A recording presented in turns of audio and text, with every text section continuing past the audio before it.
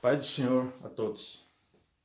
Dando continuidade àquele assunto de abrindo as Escrituras, hoje falaremos então do versículo 6, capítulo 1 de Apocalipse, versículo 6. Eu falei do 5 no vídeo passado. Diz assim: E nos fez reinos sacerdotes para Deus, seu Pai, e a Ele seja a glória, o domínio pelos séculos dos séculos. Amém. Em Oséias, no capítulo 4 e no versículo 6, diz assim: O meu povo está sendo destruído porque lhe falta o conhecimento. Porquanto rejeitaste o conhecimento, também eu te rejeitarei, para que não seja sacerdote diante de mim. Visto que te esqueceste da lei do teu Deus, também eu me esquecerei dos teus filhos. Veja, Deus colocou no meu coração por uma razão muito simples. Primeiro, o ministério ele funciona da seguinte maneira: primeiro, Deus nas nossas vidas; em segundo lugar, a nossa família, a nossa casa; e em terceiro lugar, a igreja. É só ver o exemplo de Moisés. Então é o seguinte: muita gente está rejeitado dentro da sua casa, dentro do seu lar. Muitos pais, muitas mães que são sacerdotes na casa estão sendo rejeitadas porque lhe falta o conhecimento. Porque rejeitam a palavra de Deus, rejeitam a lei de Deus. Veja, vou dar um exemplo aqui. Jesus, antes de ascender aos céus, antes de ele subir aos céus, ele disse as seguintes palavras: Ide e pregai o evangelho a toda criatura. Ora, também ele disse: Ide e fazei discípulos. Isso é uma ordem imperativa. É para fazer. E a responsabilidade do discipulado dos filhos é dos pais. Os pais é que têm essa responsabilidade de discipular os filhos. De fazer de cada filho um discípulo de Jesus. Não de homem, mas de Jesus. Seguir a Jesus. Então, se a pessoa está rejeitada dentro do seu próprio lar, dentro da sua própria família, por Deus, rejeitado por Deus, então os filhos também são rejeitados. Então nós vamos dar uma olhadinha na palavra acerca do que é o sacerdócio real. O que é ser reino de sacerdotes? Veja, quando nós olhamos para a Bíblia, no capítulo 19 de Êxodos, no versículo 5 e 6, ele diz que se atentamente ouvirdes a minha voz e guardardes o meu pacto, sereis para mim uma possessão peculiar dentre todos os povos, porque minha é toda a terra. E sereis para mim reino de sacerdotes, nação santa. Direis isso aos israelitas, os filhos de Israel. Então, nós vemos que o plano de Deus para a humanidade era verdadeiramente fazer de cada israelita um reino de sacerdotes na terra. Mas por que não se cumpriu nos israelitas? Por causa da carnalidade, por causa do pecado, por causa da desobediência. Então não se cumpriu nos israelitas. E acabou indo essa vontade de Deus para Arão, que ninguém toma para si essa honra, a não ser aquele que é chamado por Deus, como foi Arão, Hebreus 5:4. Mas Arão foi até, quando chegou no Monte Horebe, então Moisés desceu do Monte Horebe. Quando ele chegou no limiar do lugar onde eles estavam, eles fizeram um bezerro de ouro. No mínimo, Arão consentiu para que aquele bezerro de ouro fosse construído. E Moisés disse claramente, em alto e bom tom, que aqueles que estão do lado de Deus, passe para o lado de cá. E os Levi e os seus filhos foram para o lado de Moisés, para o lado de Deus, enquanto que Arão ficou do outro lado. Ele não veio. E dali para frente Deus já tinha orientado para que colocasse os levitas para ajudar Arão. Então, os levitas, Levi e seus filhos cuidavam do tabernáculo. cuidavam das coisas santas do tabernáculo, zelavam pelo tabernáculo e guardavam, eles se acampavam ao redor do tabernáculo. Então esse era o papel dos levitas. E o papel de Arão e seus filhos era para manter o altar sempre com a chama acesa. Eles buscavam a lenha, traziam e mantinham aquele fogo sempre aceso no altar, faziam a devida limpeza do altar, tirando a cinza, e faziam expiação pelos pecados do povo.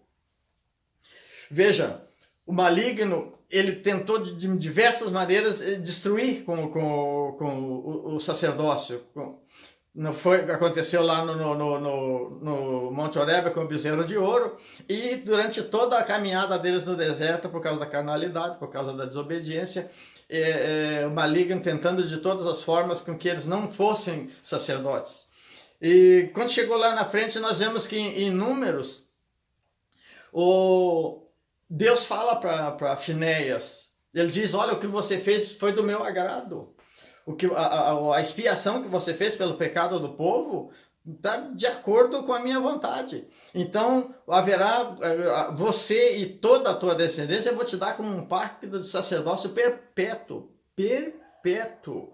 Então veja, a vontade de Deus voltando de novo para que não só Finéias, mas a descendência dele fosse novamente assumisse o sacerdócio. Quando chegou lá na frente, nos tempos de Davi, Saul manda Doeg matar todos os sacerdotes. Vejam o quanto que o maligno deseja eliminar com os sacerdotes na face da terra. E ele continua agindo hoje dentro dos nossos lares, dentro das nossas casas, da nossa vida espiritual, de todas as maneiras, nos tirando dessa visão de sacerdote. Mas Abiatar escapou e ajudou Davi, Davi ajudou ele também. Veja que Deus é um Deus que preserva. Ele tem o cuidado de preservar. Se você quiser dar testemunho de Deus, se alguém perguntar para você, me diga alguma coisa que diga que Deus existe. Você pode dizer, os judeus, Deus sempre deixou um remanescente dos judeus, sempre preservou um remanescente para que os judeus continuassem na terra. Também os sacerdotes ele preservou também, ele sempre preservando. E quando chegou nos anos 70, o general Tito manda matar todos os sacerdotes nos anos 70. Com certeza houve festa nos infernos, porque o maligno ele vem trabalhando o tempo todo para eliminar com os sacerdotes. E nos anos 70 ele conseguiu esse feito, ele matou todos os sacerdotes. Só que ele não sabia que há 40 anos atrás, lá no ano 33 e 6 meses, quando Jesus compareceu diante de Caifás no Sinédrio, veja como, eu vou dar um panorama da situação lá. O Anás era sogro de Caifás e ele reinou do ano 3º até o ano 9º depois de Cristo, como sacerdote. Depois ele foi destituído e só no ano do 12º é que Caifás assumiu o ministério, o sumo sacerdócio. Ele era da organização política dos saduceus. Saduceus, como os irmãos sabem, eles não gostavam de cristãos e eles não aceitavam a ressurreição. Então, eles estavam tão cegos que a situação era tão crítica lá, porque quem deveria estar naquele sumo sacerdócio lá não era nem Anás e nem Caifás. Quem devia estar naquele sumo sacerdócio era Zacarias, porque Zacarias era da descendência de Arão, a descendência de Abias, que era da descendência de Eleazar, que era da descendência de Arão. Então, o Zacarias era para ser o sumo sacerdote. E o Zacarias é que deveria passar esse sumo sacerdote para João, e não o Batista. Porque o João, na verdade, ele só exercer o batistério, batizar, quando ele foi para o sítio arqueológico de Qumran. Lá ele aprendeu o ofício de batismo e foi batizar no Jordão, além do Jordão, um lugar chamado Betania. Veja, então era João que era para estar naquela posição, mas ele não encontrou espaço dentro do Sinédrio. e foi exercer o ministério de outra forma. Então João é que deveria passar esse ministério para Jesus, passar esse sacerdócio para Jesus. E Jesus então faria um reino sacerdotal de todos os judeus, que esse era o projeto de Deus originalmente. Então quando ele chegou diante de Caifás, Caifás chega para ele e diz: tu és o Cristo? Tu és o Filho de Deus? Tu és o ungido de Deus?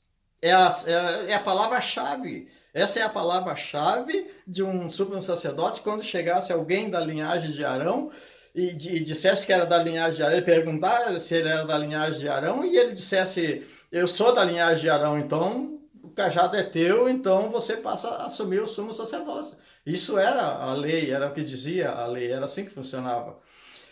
E quando ele perguntou isso, Jesus disse: tu dizes, tu disseste. E ele então rasgou as suas vestes. Não era, claro que nunca foi normal um sumo sacerdote rasgar as vestes, mas ele rasgou mesmo sem compreender direito, porque ele, nesse rasgado das vestes, ele abdicou do sumo sacerdote e passou esse sumo sacerdócio para Jesus. Jesus ele é sumo sacerdote da ordem de Melquisedeque. Então ele não precisava de mais um sumo sacerdócio. Ele já tinha isso, esse sumo sacerdócio. Mas esse era um plano de Deus para os israelitas. Mas como os israelitas, o relógio dos israelitas, ele está parado, foi parado o relógio dos israelitas até que passe a plenitude dos gentios. Enquanto não passar a plenitude dos gentios, o relógio dos judeus estão parado. Então o que acontece? Veio para nós, porque aquele que nos ama preparou o sumo sacerdócio para Deus, o reino de sacerdotes para Deus.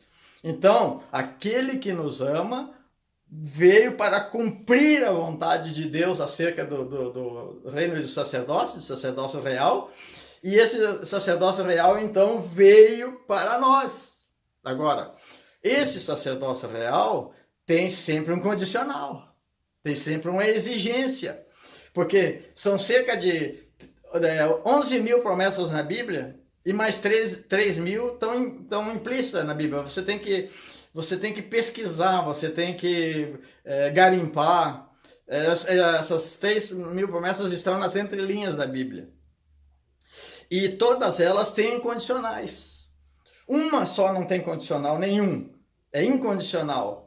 Que Jesus Cristo voltará. Essa promessa se cumprirá independente da nossa vontade. Agora, as outras sempre têm um condicional. Quer ver um condicional?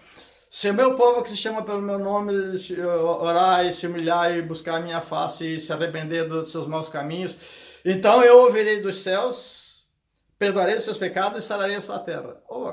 Todo mundo está esperando que Deus ouça dos céus, e todo mundo está esperando que perdoe os nossos pecados, e todo mundo está esperando que Ele sare a nossa terra. Mas e os condicionais? Estamos dentro dos condicionais de Deus? Estamos buscando a face de Deus ou estamos buscando as mãos de Deus? Buscando a prosperidade? Se esperamos de Cristo só para essa vida, somos os mais miseráveis dos homens.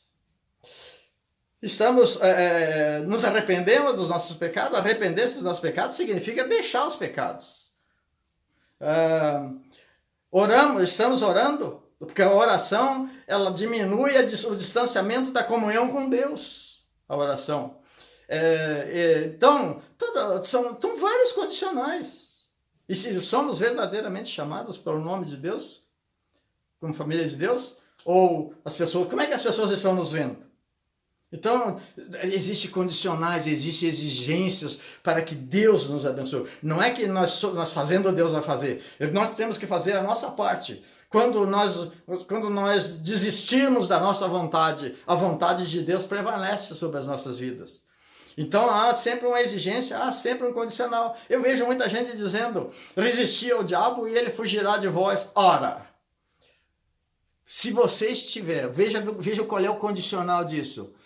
Antes, sujeitai-vos a Deus. Se você estiver sujeito a Deus, certamente você já resistiu ao diabo. E certamente o diabo fugirá de vós. Se você olhar lá no Salmo 91, não.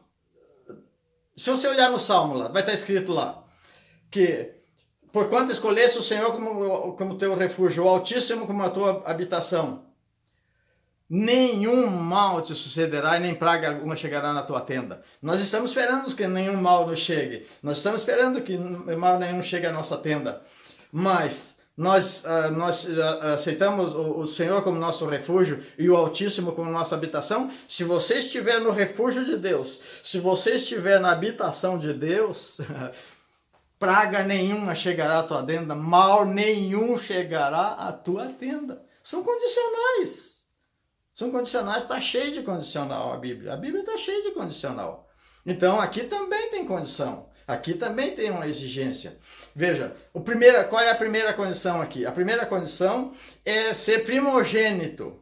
A primogenitura.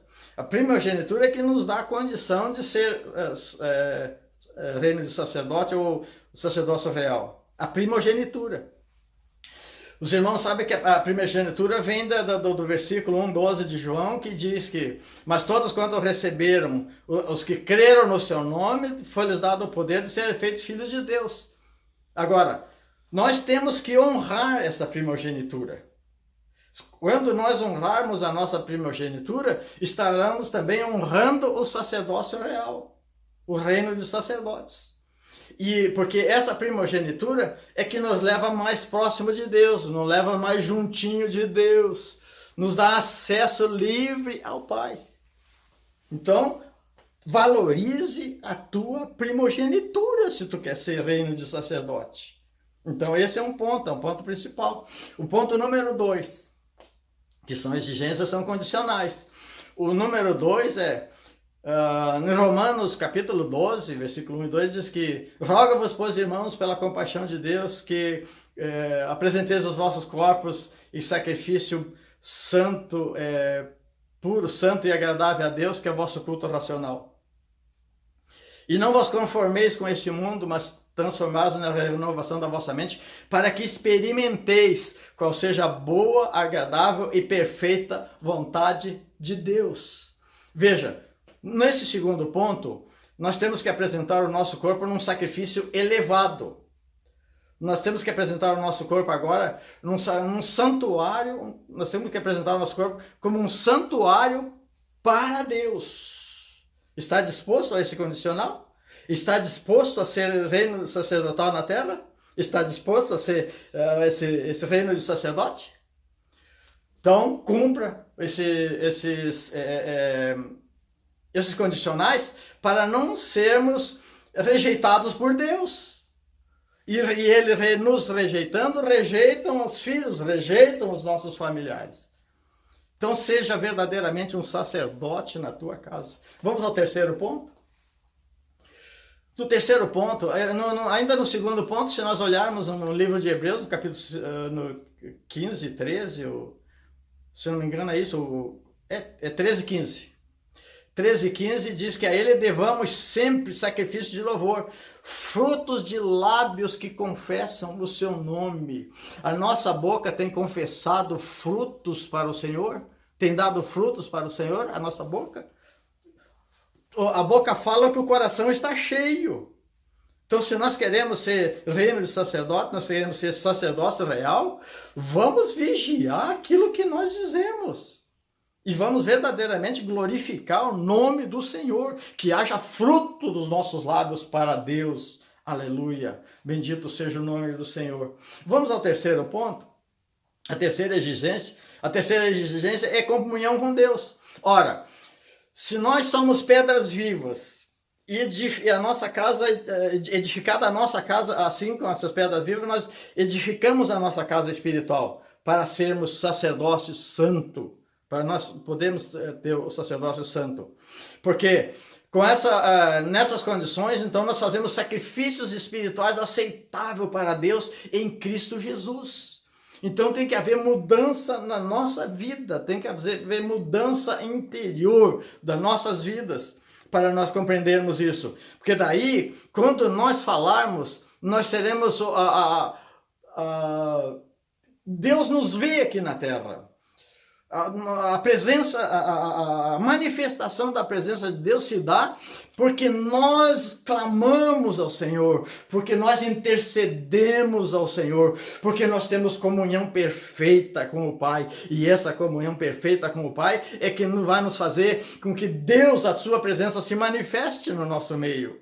Eu ouço muito gente falando que a presença de Deus, a presença de Deus, a presença de Deus está em todos os lugares. Agora, a manifestação de Deus é especial, é para aqueles que têm o santo, para aqueles que andam em santidade, em santificação, buscando ao Senhor diariamente e sendo verdadeiramente reino de sacerdotes na terra. Nós somos, veja, se Deus tiver tudo de nós, o dia que Deus tiver tudo de nós, nós teremos tudo de Deus para as nossas vidas. Mas primeiro nós teremos que renunciar à nossa vontade, para que a vontade de Deus seja perfeita sobre as nossas vidas. Seja um sacerdote no teu lar, seja um sacerdote na tua casa, seja um reino de sacerdote, como é o desejo de Deus, como é a vontade de Deus para todos nós aqui na terra. E é aquele que nos ama, é que nos fez sacerdócio real. Aquele que nos ama é que nos fez reino de sacerdotes para Deus. Aleluia, bendito seja o nome do Senhor. Que a graça de nosso Senhor Jesus Cristo, o amor de Deus e a comunhão do Espírito Santo sejam com todos vós. Amém.